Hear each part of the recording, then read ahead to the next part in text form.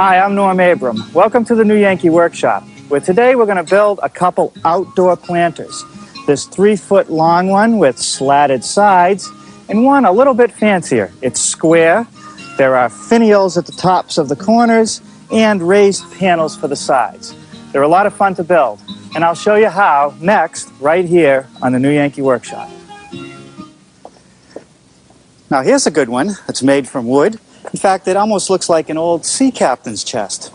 Nice. Wow, look at this place. They have a nice English garden bench out here. And this is what I'm looking for. Sort of a classic English planter. Nice turned finials at the top of the post and some raised panels on the sides. I think we can get some ideas here.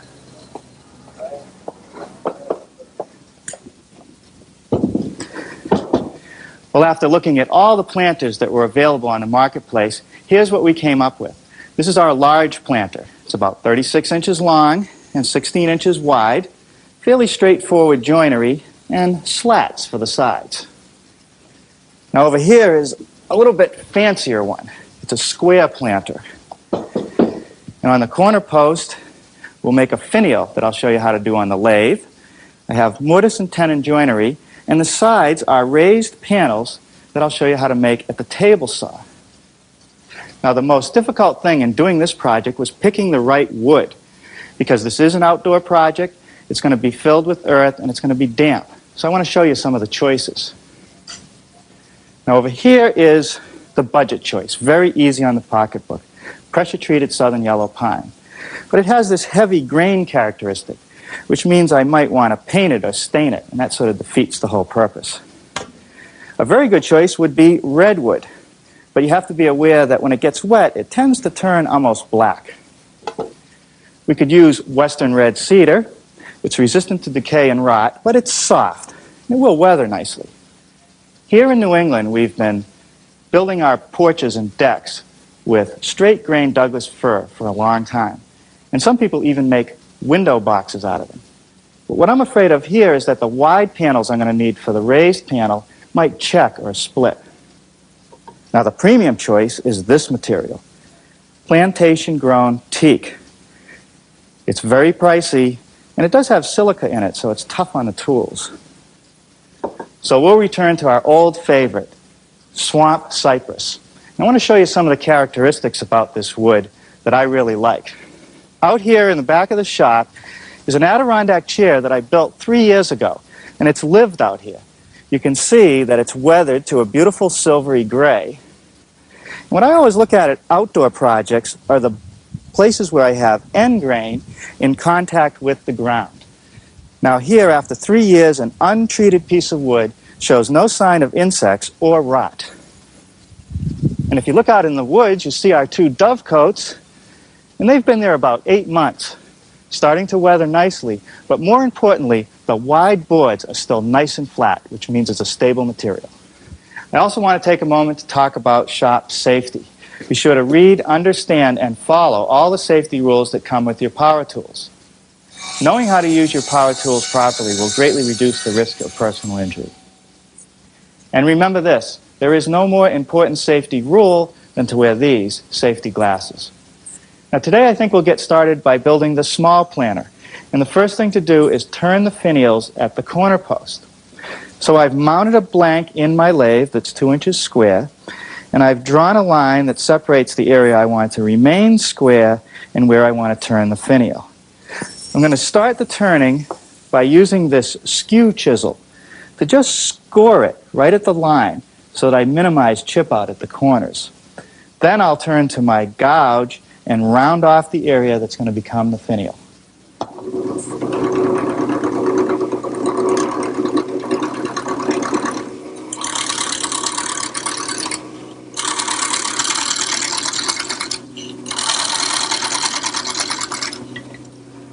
Now I'm going to turn to this parting tool just to finish making the cylinder up to my score line.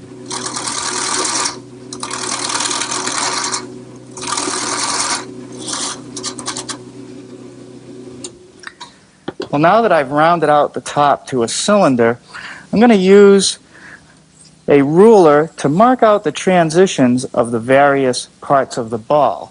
So I'll just run the lathe at a low speed. Now this mark will be the bottom of the ball, this will be the middle of the ball, and this will be the top. Now I'm going to return to the parting tool.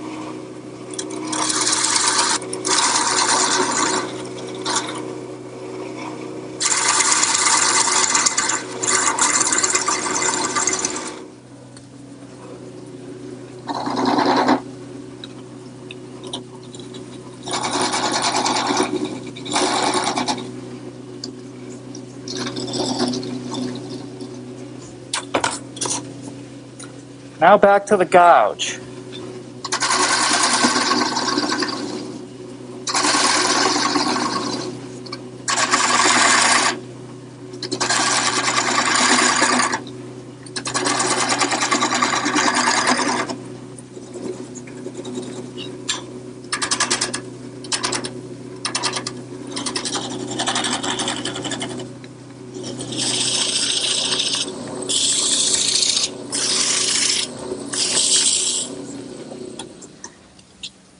Okay, I'd say that that is pretty good.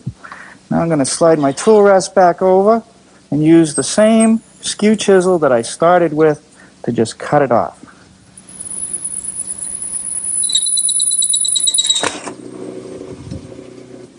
Now we'll just sand the very top.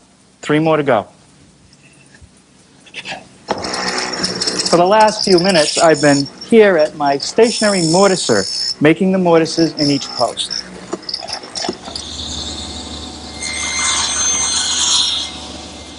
Well, here I'm starting to form the tenons on the ends of each rail.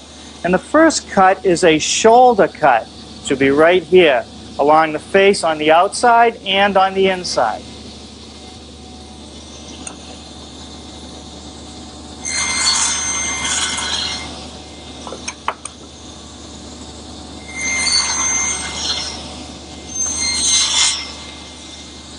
Well, now I'm cutting the shoulder cuts at the top and bottom of each rail.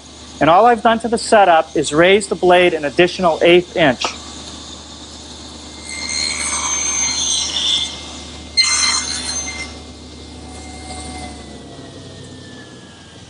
I've just cut the top and bottom of each tenon using my tenoning jig, which is simply a device that fits in the same slot as the miter gauge. It's a perfect right angle, and it's very useful for holding narrow pieces vertically. It also has this quick clamp to secure the piece in position.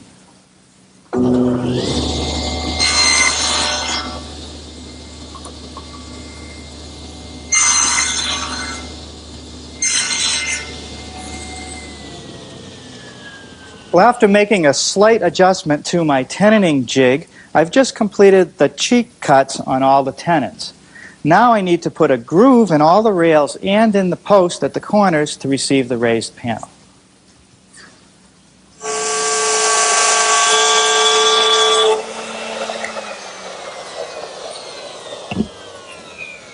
Now that's the first of 2 passes to make the groove in the rails. You might have noticed that I've clamped 2 rails side by side here at the workbench, and that's to give me a wider base onto which to run the router. Now I'm using a 3/8 inch spiral type bit and my guide fence. Now I could make the depth of this groove in 1 single pass, but I think I have better control of the router using 2 passes.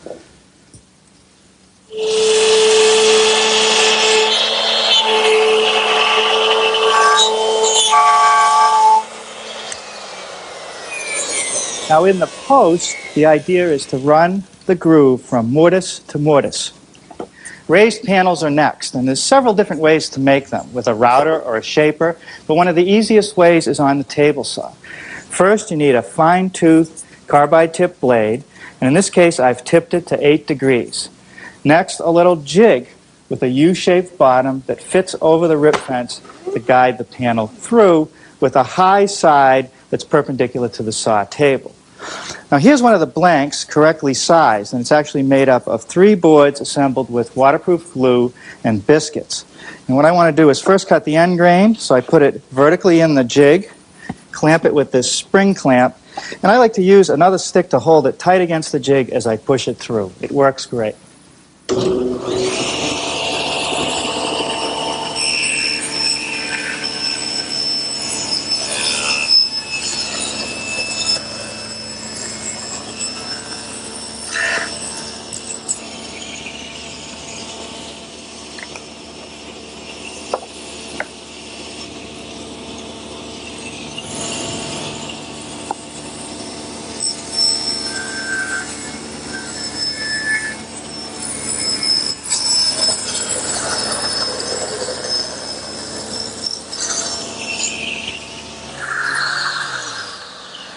Well, even with a real fine saw blade, it's still necessary to do a little sanding to remove the saw marks.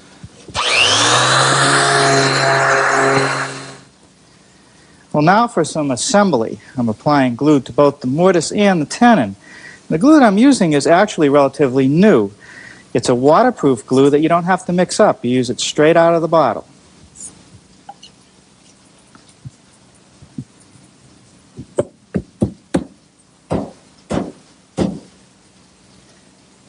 Now, when I made the panels for these sides, I let them float in there. They're a little undersized so they can expand a little bit, and they're not glued in.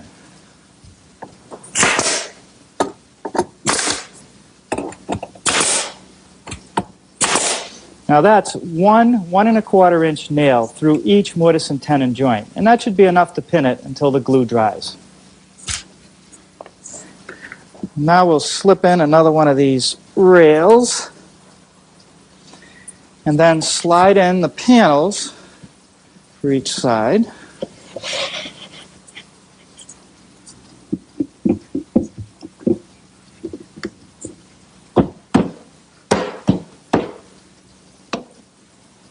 Now before I secure the joints with those nails, I want to clamp it nice and tight.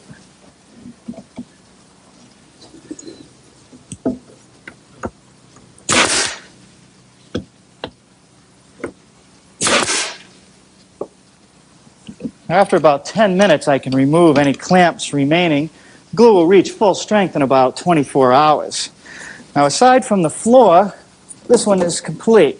I think I'll turn my attention to the larger one, and I'll start working on these corner posts, which need dados to receive the rails, and I'll make those over at the radial arm.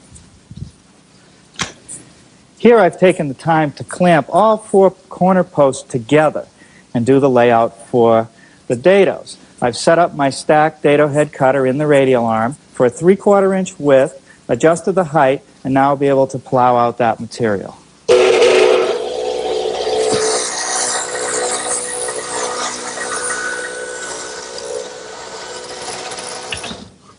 Well, now I'm just going to flip all the pieces 90 degrees and complete the dados.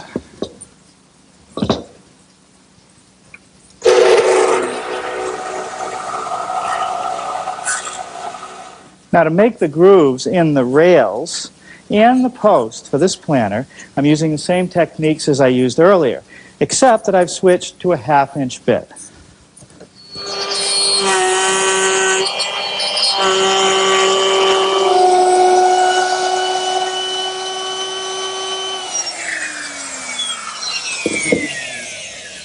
Now here I just applied one of several chamfering details. The one I just ran is the bottom edge where it meets the panel section.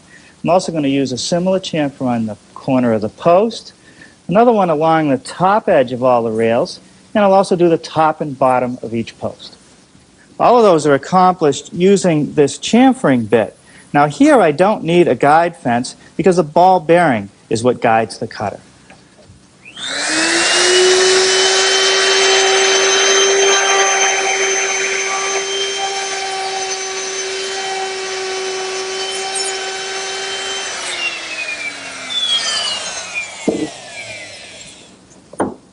The slats for the side of this planter are made from 1/2 inch thick stock. And the side that faces out, I want to slightly chamfer the corners. Now, I'm not going to use my router for that. I'm going to turn to my joiner, where I've taken the guide fence and tipped it 45 degrees from vertical.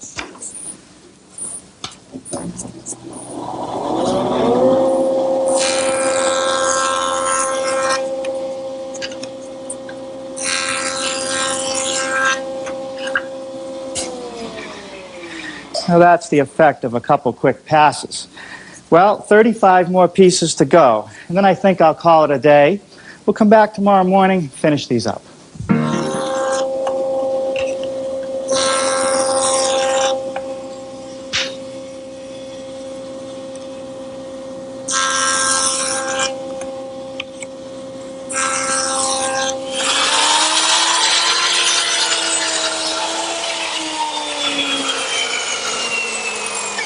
Well, I got started here this morning at my miter box, which I've turned to a 45-degree angle so that I could just knock a little bit of the corner of each rail off.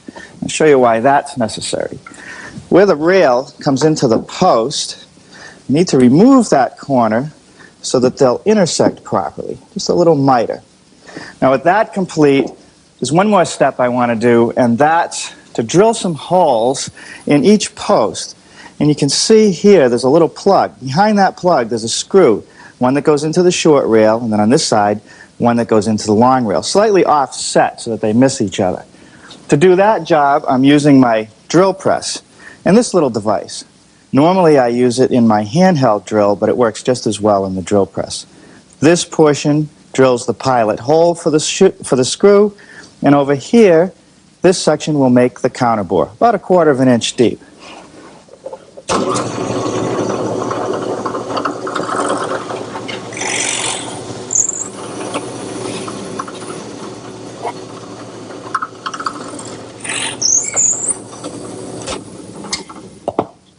Let's see, I'm going to need some plugs of the same material to fill those counterbores. So I'm going to turn to my plug cutting set in this box. See, there's a whole series of cutters that have a hole in the center and a little sharp area here which will turn out the plugs. This set contains 5 different sizes from 1 inch down to 3/8, which is what I want to use today.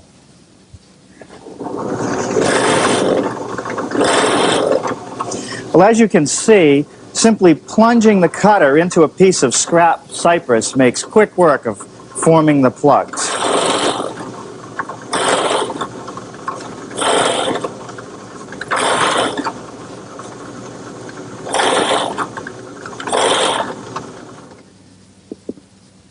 To assemble all the joints on this planter, I'm using the same waterproof glue that I used earlier. I'm just going to slip it into position, put a clamp on it to hold it, while I secure it with some screws. And these screws have been treated so that they won't rust, and it's unnecessary to drill a pilot hole in each rail because the screw has these little wings down at the bottom which actually act like a drill, pre-drilling a hole.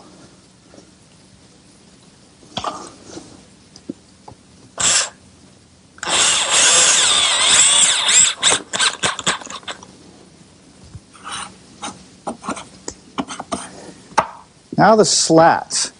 Now the first slat at each corner, I'm going to just tap it, just get it engaged in that groove about 1/8 of an inch. The rest of the groove will be used for expansion. And now it's just a matter of slipping them in one at a time.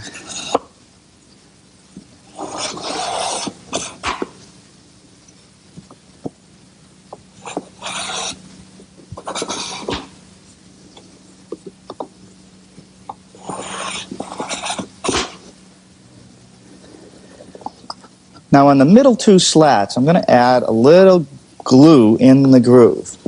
And I'm doing that because most of the expansion will take place to each outside edge. But more importantly, I want to tie the top and bottom rail together to add a little strength to the side of the planter.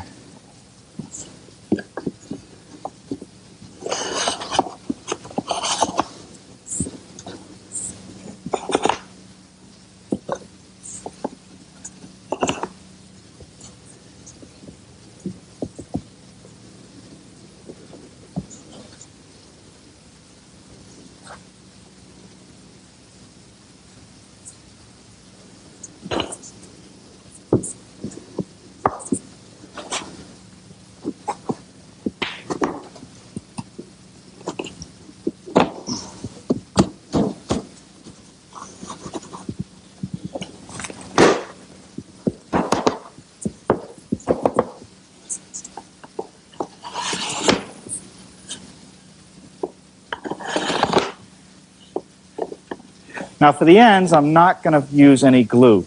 The slats will just fit in loosely.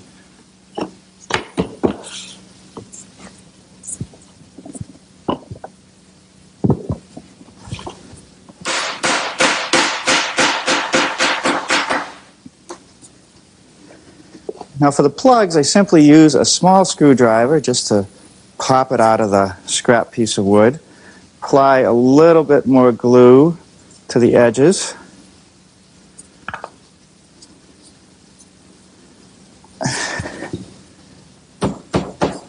Just pop it into place.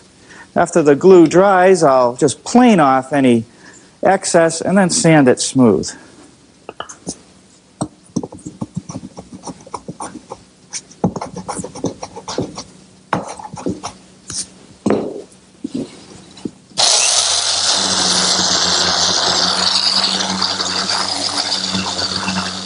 And for the bottom of the planter, I'm using some second grade stock that I've been saving for this purpose, and it just sits on the inside ledge of the lower rails. And I'm making sure to leave about 1/8 of an inch space between for good drainage, and I'll just secure them in place with some nails.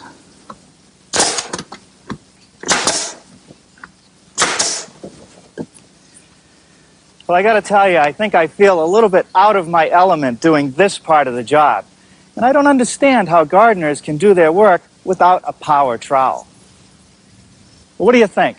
I think these planters are really going to brighten up the workshop. And you know, using this long-lasting cypress means that we'll be able to enjoy them not only this year, but many years to come.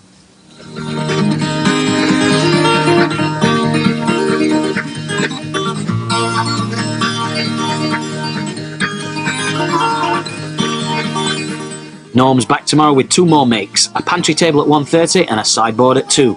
Next this afternoon, the cutting-edge woodworker becomes the boy in the bubble. Keep it H&L.